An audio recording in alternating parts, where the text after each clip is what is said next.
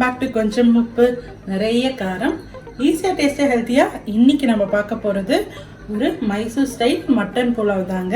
யூசுவலா நம்ம வந்து பிரியாணி எல்லாம் பண்றப்போ ஒரு மாதிரி ஆரஞ்சு கலர், எல்லோ கலர் அந்த மாதிரி ஒரு கலர்ல பார்த்திருப்போம். இந்த புலாவ்ல வந்து நம்ம மிளகாத்தூள் சேர்க்க போறது கிடையாது. ஸ்பைசஸும் ரொம்ப மைல்டா இருக்கும், காரமும் ரொம்ப மைல்டா லைட் கிரீன் கலர்ல ஒரு டிஃப்ரெண்ட் டேஸ்டோட இருக்கும். இந்த மைசூர் மட்டன் புலாவ் எப்படி பண்றது நம்ம பார்த்துடலாம். அதுக்கு முன்னாடி அதுக்கு என்னென்ன தேவைன்னு பார்த்துடலாம். நான் வந்து ஒரு 3/4 கிலோ அளவுக்கு மட்டன் எடுத்திருக்கேன். கொழுப்பு வந்து தனியா பிரிச்சு வச்சிருக்கேன். முதல்ல வந்து நம்ம மட்டன் குக் பண்ணிக்க போறோம். அதுக்கு வந்து ஜஸ்ட் அப்படியே குக் பண்ணா மட்டன்ல எந்த ஃபிளேவர்ஸுமே இறங்காது. அதனால ஒரே ஒரு பிரிஞ்சி இலை, ஒரே ஒரு பெரிய வெங்காயம், ஒரே ஒரு தக்காளி, உப்பு தேவையான அளவு, ப்ரிஃபரபிள் வந்து கல்லுப்பு, அப்புறமா ஒரு 1/4 டீஸ்பூன் அளவுக்கு மஞ்சத்தூள் எடுத்திருக்கேன். முதல்ல வந்து நம்ம மட்டனை குக் பண்ணி எடுத்துக்கலாம். இப்போ ட்ரையா ஒரு மசாலா ரெடி பண்ண போறோம். அதுக்கு என்னென்ன தேவைன்னு பார்த்துடலாம். 1 டேபிள் ஸ்பூன் தனியா, 1/2 டேபிள் ஸ்பூன் மிளகு, சோம்பு, சீரகம், அப்புறமா 10 பச்சை ஏலக்காய், 2 பிளாக் கார்டமம் எடுத்திருக்கேன், கொஞ்சோண்டு கல்பாசி, கிராம்பு ஒரு 7-8, 3 மராட்டி மொகு, 2 ஜாப்பத்ரி, ஒரு 4-5 பட்டை எடுத்திருக்கேன், 1 டேபிள் ஸ்பூன் அளவுக்கு கசகசா. இதை நம்ம ஸ்லோ ஃப்ளேம்ல ட்ரை ரோஸ்ட் பண்ணி பொடி பண்ணிக்க போறோம். ஒரு ஃப்ரைங் பேன்ல எல்லாத்தையுமே நான் ஒன்னாவே ஆட் பண்ணிக்கிறேன். இது நம்ம நிறைய குவான்டிட்டி பண்றப்போ தனித்தனியா போட்டு ட்ரை ரோஸ்ட் பண்ணணும். பட் கம்மி அளவு பண்றதுனால நான் எல்லாத்தையும் ஒண்ணா ஆட் பண்ணிட்டேன். கசகசா மட்டும் தனியா வச்சிருக்கேன், ஏன்னா லாஸ்டா ஆட் பண்ணிடலாம், ஏன்னா சீக்கிரம் வறுபட்டுறோங்கிறதுனால. ஸ்லோ ஃப்ளேம்ல ஒரு 2 to 3 மினிட்ஸ் அளவுக்கு நல்லா கலர் மாறி அதுல இருந்து வாசனை வெளியே வர வரைக்கும் நம்ம ரோஸ்ட் பண்ணிக்க போறோம். மசாலாலாம் கலர் மாறி அந்த வாசனை வெளியே வர ஆரம்பிச்சிருச்சு. இப்போ வந்து நான் கசகசா ஆட் பண்ணிக்கிறேன். கசகசா போட்டு ரொம்ப லோ ஃப்ளேம்ல இருக்கணும். ஒரு 1 மினிட் நல்லா ரோஸ்ட் பண்ணிக்கலாம். கசகசாவும் நல்லா ரோஸ்ட் ஆயிடுச்சு. இதை ஆற வச்சுட்டு ரொம்ப ஃபைனாவும் இல்லாம ரொம்ப கோஸா இல்லாம இன் பிட்வீன் ஒரு கன்சிஸ்டன்சிக்கு கிரைண்ட் பண்ணிக்கலாம்.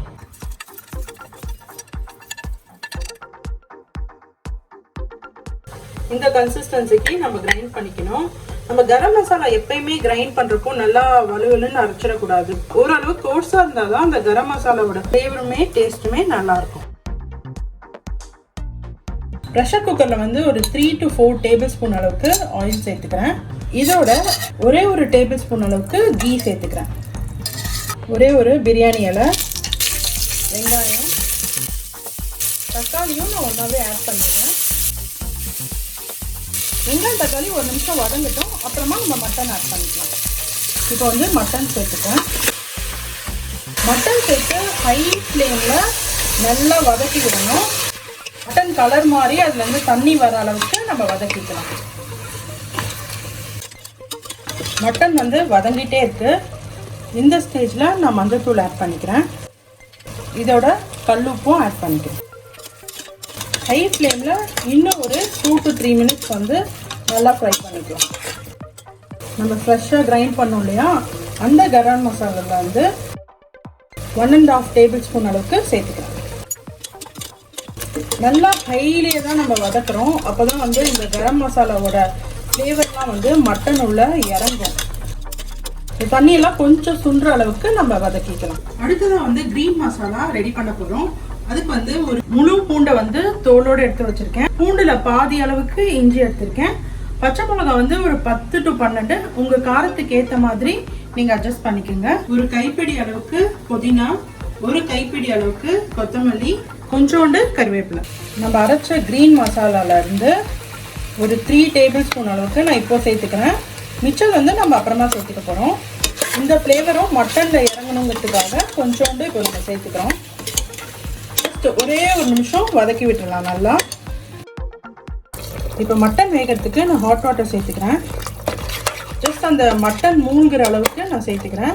மெஷர்லாம் பண்ணல, ஏன்னா நம்ம கடைசியில் மெஷர் பண்ணி ஊற்றிக்கலாம். இதை ப்ரெஷர் குக் பண்ணி எடுத்துக்கலாம். இந்த டம்ளரில் 2 டம்ளர் அளவுக்கு பாஸ்மதி ரைஸ் எடுத்து வச்சுருக்கேன்.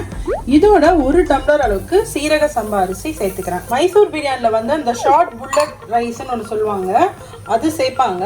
அதுக்கு பதில் நான் இந்த சீரக சம்பா ரைஸ் சேர்த்துருக்கேன். 2 ரைஸுமே சேர்த்து தான் அவங்க இந்த பிரியாணி குக் பண்ணுவாங்க. இதை ஒரு வாட்டி வாஷ் பண்ணிவிட்டு நான் ஊற வச்சுக்கிறேன். அடுத்ததாக பிரியாணி தாளிக்கிறதுக்கு ஒரு பெரிய வெங்காயம் ரஃப்பாக நறுக்கி வச்சுருக்கேன். ஒரே ஒரு தக்காளி, ஒரு முழு லெமன், ஒரே ஒரு பிரிஞ்சி இலை, ஒரு கடாயில் 2 டேபிள் ஸ்பூன் அளவுக்கு ஆயில் சேர்த்துருக்கேன். இதோட நான் பிரிஞ்சி இலை சேர்த்துக்கிறேன். அடுத்ததாக பெரிய வெங்காயம். வெங்காயம் வந்து கொஞ்சம் வதங்கட்டும். வதங்கினோன்னா நம்ம தக்காளி சேர்த்துக்கலாம். வெங்காயம் வதங்கினோன்னா நான் தக்காளி சேர்த்துக்கிறேன். இப்போ நான் ஒரு பிஞ்ச் ஆஃப் மஞ்சள் தூள் ஆட் பண்ணுறேன். ஆட் பண்ணிவிட்டு நம்ம கொழுப்பு எடுத்து வச்சுருந்தோம் இல்லையா, அந்த கொழுப்பை இப்போ ஆட் பண்ணிக்க போகிறேன். மஞ்சள் தூளில் அந்த கொழுப்பு நல்லா ஃப்ரை ஆகட்டும். அந்த கொழுப்புலேருந்தே வந்து எண்ணெய் விட ஆரம்பிக்கும். ஹை ஃப்ளேமில் வச்சு நல்லா வதக்கி விட்டுக்கலாம்.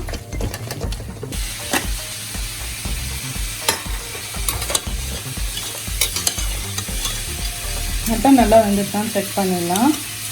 ஓகே, இப்போ வந்து இந்த தண்ணியும் மட்டனும் நம்ம பிரித்து எடுத்துக்கலாம். வதங்கிட்டு இருக்க வெங்காய தக்காளியில் இந்த மட்டன் பீஸ் ஆட் பண்ணிடுறேன். ஆட் பண்ணிவிட்டு ஒரு வதக்கி விட்டுலாம். இப்போ வந்து இதை நான் ப்ரெஷர் குக்கரில் சேர்த்துட்டேன். வதக்கிட்டு இருந்ததை ஒரு 2 நிமிஷம் நல்லா வதங்கட்டும்.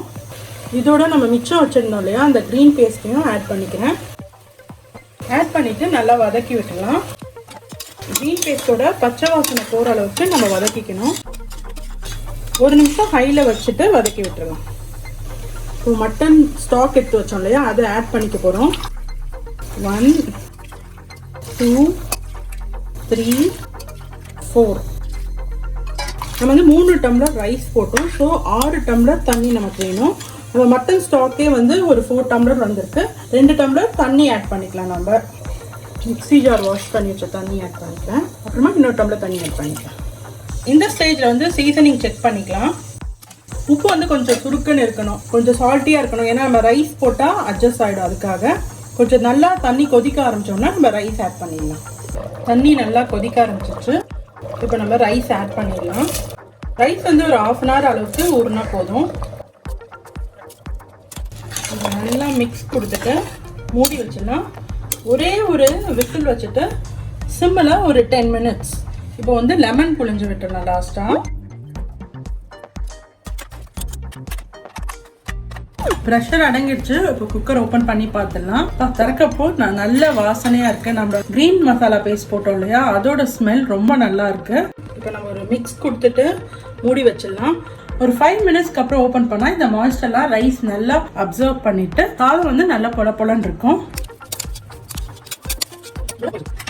5 minutes ஆயிடுச்சு. திரும்ப ஓப்பன் பண்ணி பார்த்துடலாம். இப்போ பாருங்கள், மாய்ஸ்டர் எல்லாம் அப்சர்வ் ஆகி பிரியாணி நல்லா உதிரியாக இருக்குது. போட்ட கொழுப்பும் நல்லா வெந்திருக்கு. இப்போ இதை நம்ம சர்வ் பண்ணிடலாம். நீங்களும் இதை உங்கள் வீட்டில் ட்ரை பண்ணி பார்த்துட்டு ஃபீட்பேக் சொல்லுங்கள். இந்த வீடியோ பிடிச்சிருந்தா ஒரு லைக் போட்டுட்டு ஃப்ரெண்ட்ஸுக்கும் ஃபேமிலிக்கும் ஷேர் பண்ணி விடுங்க. தேங்க்ஸ் ஃபார் வாட்சிங்.